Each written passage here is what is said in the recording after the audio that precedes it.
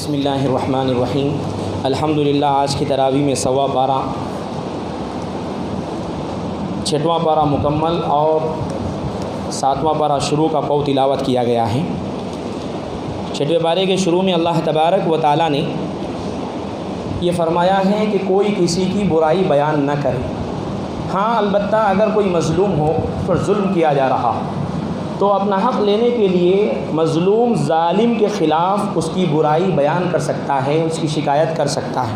اس سے ظلم کا سد باب ہوگا اور ظالم سے مظلوم کو حق ملے گا۔ اس وجہ سے مظلوم کو اپنا حق لینے کے لیے ظالم کی برائی بیان کرنے کی اجازت ہے۔ اس کے بعد اللہ تبارک و تعالیٰ نے فرمایا ہے کہ رسولوں کے بارے میں تمام رسولوں پر ایمان لانا چاہیے۔ اگر کوئی کسی رسول پر ایمان لائے، بعضوں پر ایمان نہ لائے تو یہ ایمان کے منافی ہے۔ اس کے بعد حضرت عیسیٰ علیہ السلام سے متعلق یہودیوں کے عقیدے کی تردید کی۔ یہودی کہتے تھے کہ ہم نے ان کو قتل کر دیا، سولی پر چڑھا دیا، ان کو دفن کر دیا۔ اللہ تعالیٰ فرماتے ہیں نہ انہوں نے عیسیٰ کو قتل کیا نہ سولی پر چڑھایا، بلکہ ہم نے تو عیسیٰ کو بحفاظت آسمانوں پر اتار لیا۔ اہل السنت والجماعت کا، دین اسلام کا اجماعی اور قطعی عقیدہ ہے حضرت عیسیٰ علیہ السلام قیامت کے قریب اتریں گے آسمان سے۔ اس کے بعد اللہ تبارک و تعالیٰ نے نصارہ کے عقیدہ تثلیث کی تردید کی۔ نصارہ میں 3 گروہ تھے، حضرت عیسیٰ علیہ السلام کے متعلق 3 گروہ تھے۔ ایک گروہ یہ کہتا تھا کہ حضرت عیسیٰ خود خدا ہے، دوسرا کہتا تھا حضرت عیسیٰ خدا کے بیٹے ہیں، تیسرا کہتا تھا خدا 3 چیزوں کے مجموعے کا نام ہے، ایک اللہ، ایک عیسیٰ، ایک روح اللہ، تینوں کو ملا کر خدا کہا جاتا ہے۔ اللہ تعالیٰ نے فرمایا یہ تینوں عقیدے باطل ہے۔ اللہ نے فرمایا عیسائیوں کو مخاطب کرتے ہوئے اے اہل کتاب تم لوگ دین میں غلو مت کرو، یہ مت کہو کہ اللہ 3 ہے، یہ مت کہو، اللہ ایک ہے۔ اللہ ایک ہے، اس ایک اللہ کے علاوہ کوئی عبادت کے لائق نہیں۔ عیسیٰ کا جہاں تک مسئلہ ہے، عیسیٰ علیہ السلام کا، ان کو ہم نے مریم کے بطن سے پیدا کیا ہے، وہ اللہ کے رسول ہے، بشر ہے، انسان ہے۔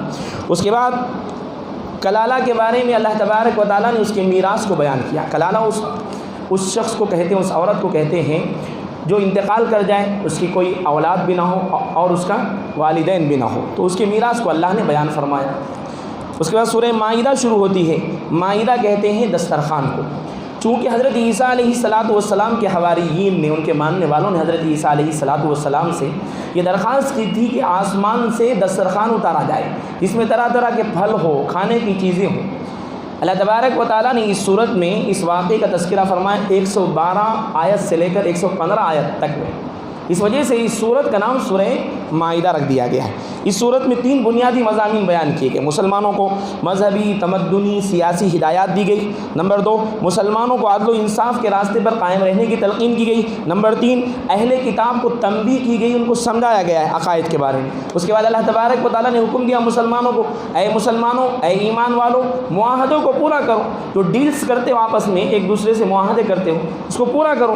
اللہ کے ساتھ تم نے جو اطاعت کا معاہدہ کیا ہے عہد الست میں، اس کو بھی پورا کرو اپنی زندگی میں۔ اور آپس میں جو ایک دوسرے سے معاہدے کرتے ہو، عہد کرتے ہو، وعدے کرتے ہو، اس کو پورا کرو۔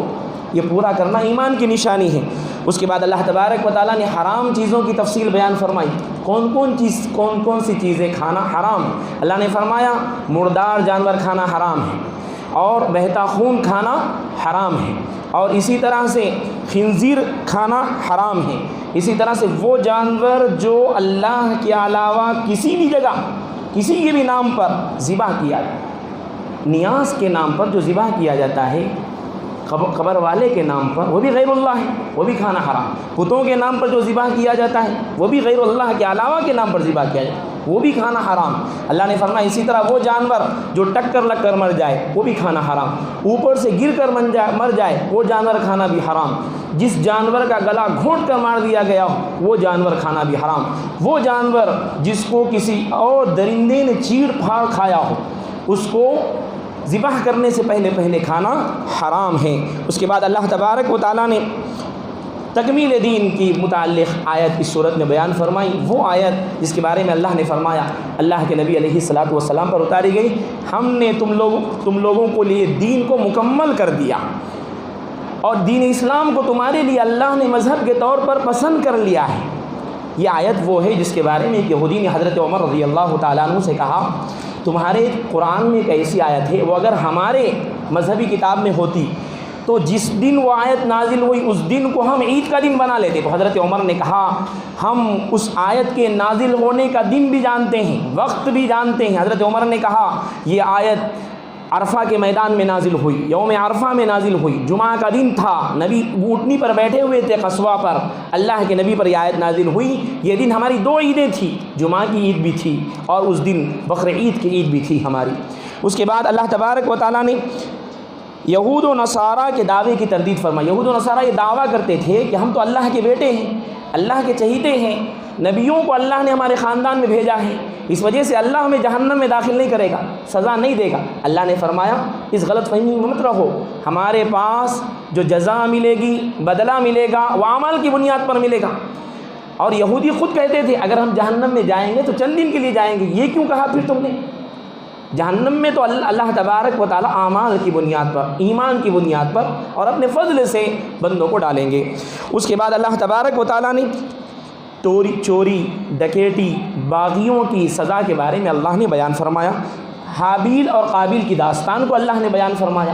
حضرت آدم علیہ السلام، حوا علیہ السلام جب روئے زمین پر آئے تو اس وقت یہ ہوتا تھا کہ روزانہ ایک حمل سے بچے پیدا ہوتے تھے حضرت آدم علیہ السلام، حوا علیہ السلام کو۔ تو ایک حمل سے جو لڑکا لڑکی پیدا ہو جائے وہ دونوں آپس میں حقیقی بھائی بہن ہوتے تھے، ان کا نکاح ہونا جائز نہیں تھا آپس میں۔ اور دوسرے حمل سے جو پیدا ہو جائے، دوسرے حمل سے پیدا ہونے والی لڑکی، پہلے حمل سے پیدا ہونے والے لڑکے، دونوں کا نکاح آپس میں ہو سکتا تھا۔ چنانچہ ہوا ایسا کہ پہلے دن قابیل پیدا ہوا، اس کے ساتھ جو لڑکی پیدا ہوئی انتہائی خوبصورت تھی۔ دوسرے دن حابیل پیدا ہوا، اس کے ساتھ جو لڑکی پیدا ہوئی وہ بہت کم خوبصورت تھی۔ اب حابیل قابیل کا دشمن ہو گیا، وہ یہ چاہتا تھا کہ میرے ساتھ جو لڑکی خوبصورت پیدا ہوئی ہے، قابیل یہ چاہتا تھا میرے ساتھ جو لڑکی خوبصورت پیدا ہوئی اس کا نکاح مجھ سے ہو۔ اب وہ دشمن ہو گیا، حسد کرنے لگا۔ حضرت آدم علیہ السلام کی خدمت میں یہ مقدمہ آ گیا۔ حضرت آدم علیہ السلام نے اختلاف کو ختم کرنے کے لیے کہا کہ تم لوگ دونوں قربانی دو اللہ کے راستے میں، جس کی قربانی قبول ہو جائے اس کے ساتھ اس بچی کا نکاح کر دیا جائے گا۔ چنانچہ دونوں نے جانور قربان کیا۔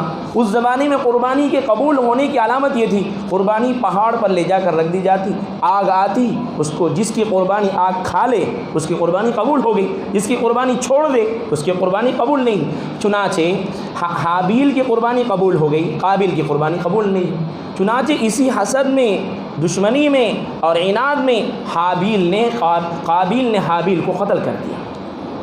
روئے زمین پر یہ پہلا قتل تھا جس کا سبب حسد تھا، دشمنی تھی، دل میں بغض اور عناد تھا۔ اس وجہ سے مفسرین فرماتے حسد بہت بری بلا ہے، بہت بری بلا ہے، اور قیامت تک جتنے قتل ہوں گے، مرڈر ہوں گے، اس میں قابیل برابر کا شریک رہے گا۔ اس کے بعد اللہ تبارک و تعالیٰ نے یہود و نصارہ سے، مشرکین سے دوستی رکھنے کی ممانعت بیان فرمائی۔ ان لوگوں سے دوستی مت رکھو، وہ تمہارے مخلص نہیں ہو سکتے۔ یارانہ صرف مسلمانوں سے رکھو۔ یہود و نصارہ مشرکین سے دوستی رکھنے کے نتیجے میں کس چیز کا ڈر ہے؟ ارتداد کا ڈر ہے، دین اسلام سے پھر جانے کا ڈر، اپنی تہذیب سے، اپنے کلچر سے، اپنے عقائد سے پھر جانے کا ڈر ہے۔ اور جب ارتداد، مرتد ہو جاتے ہیں لوگ، اللہ تعالیٰ مرتد لوگوں کے بارے میں فرمایا دیکھو دین سے اگر تم پھر جائیں تو اس سے دین کا کوئی نقصان ہونے والا نہیں ہے، دین کو تمہاری ضرورت نہیں، تمہیں دین کی ضرورت ہے۔ اگر اس دین کو روئے زمین پر برپا کرنے میں تم لوگ ذرہ برابر بھی غفلت اور کوتاہی برتیں گے تو اللہ تبارک و تعالیٰ تمہاری جگہ دوسری قوم کو لے آئیں گے۔ وہ قوم مومنین پر بالکل نرم ہوگی، کافرین پر سخت ہوگی، اللہ سے وہ محبت کرے گی، اللہ ان سے محبت کرے گا۔ لہٰذا یوں سمجھو کہ دین کو ہماری ضرورت نہیں ہے بلکہ ہم دین کے محتاج ہیں، یہ ہمیشہ ذہن میں رکھنا چاہیے۔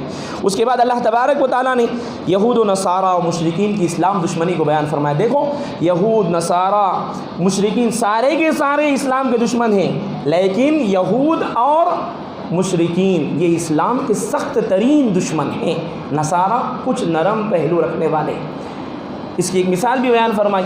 جب مسلمان مکے سے ہجرت کر کے سب سے پہلے حبشہ تشریف لے گئے تو مکے کے لوگ وہاں حبشہ ان کے پیچھے پیچھے گئے ان کا تعاقب کرنے کے لیے تاکہ وہاں کی زمین بھی ان پر تنگ کر دی جائے. حضرت جعفر طیار رضی اللہ تعالیٰ عنہ نے حبشہ کے بادشاہ کے دربار میں کھڑے ہو کر اسلام کی ترجمانی کی, اللہ کی وحدانیت بیان کی, محمد رسول اللہ صلی اللہ علیہ وسلم کی صفات کو بیان کیا.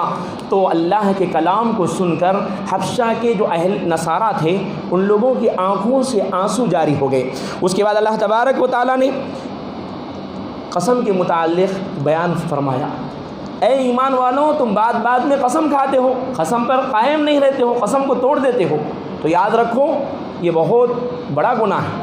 قسم کو توڑنے کا کفارہ یہ ہے کہ 10 مسکینوں کو کھانا کھلایا جائے یا ان کو کپڑا پہنایا جائے یا گردن کو غلام کو آزاد کیا جائے. یہ نہیں کر سکتے تو 3 دن کے روزے رکھے جائے. اس کے بعد اللہ تبارک و تعالیٰ نے 4 حرام چیزوں کو بیان فرمایا. شراب حرام ہے, جوا حرام ہے, بت حرام ہے, پانسے ڈالنا, قسمت آزمائی کرنے کے جتنے کھیل ہیں سب کے سب حرام. فال نکالنا حرام, معمہ سازی حرام. اسی طرح سے لاٹری کے نام پر آج کل بہت کاروبار چلتے ہیں وہ بھی حرام, اس کے ذریعے سے حاصل ہونے والا پیسہ وہ بھی حرام. اس کے بعد اللہ تبارک و تعالیٰ نے حج کے احکام بیان فرمائے, حالت احرام کے احکام بیان فرمائے. بے فائدہ سوالات کرنے سے اللہ نے بیان فرمایا. دیکھو وہ باتیں جن کا دین سے تعلق نہیں, عقیدے سے تعلق نہیں, ایمان سے تعلق نہیں, آخرت سے تعلق نہیں, ان چیزوں کے بارے میں بیجا سوالات مت کرو. اس لیے کہ بنی اسرائیل نے بیجا سوالات کیے تو وہ کافر ہو گئے, منکر ہو گئے. اس کے بعد اللہ تبارک و تعالیٰ نے فرمایا روز قیامت اللہ تعالیٰ پیغمبروں سے اپنی قوموں کے بارے میں باس پرس کریں گے تو پیغمبر کہیں گے اے اللہ ہمیں ان چیزوں کا علم ہے جو آپ نے بتلایا اور پوشیدہ حقیقتوں کے علم آپ ہی کو ہے, آپ کے علاوہ کسی اور کو نہیں. حضرت عیسیٰ علیہ السلام کی قیامت کے دن جو کیفیت ہوگی اس کو اللہ نے تفصیل سے بیان فرمایا. آخر میں اللہ تعالیٰ نے فرمایا دیکھو قیامت کے دن نجات سچائی سے نجات ملے گی. جس کے نامہ اعمال میں سچے اعمال ہوں گے اس کو نجات ملے گی, جنت کی نعمتیں ملیں گی, نہریں ملیں گی, باغات ملیں گے. اللہ تبارک و تعالی ہم سب کو قیامت میں سچے لوگوں میں شامل فرمائے.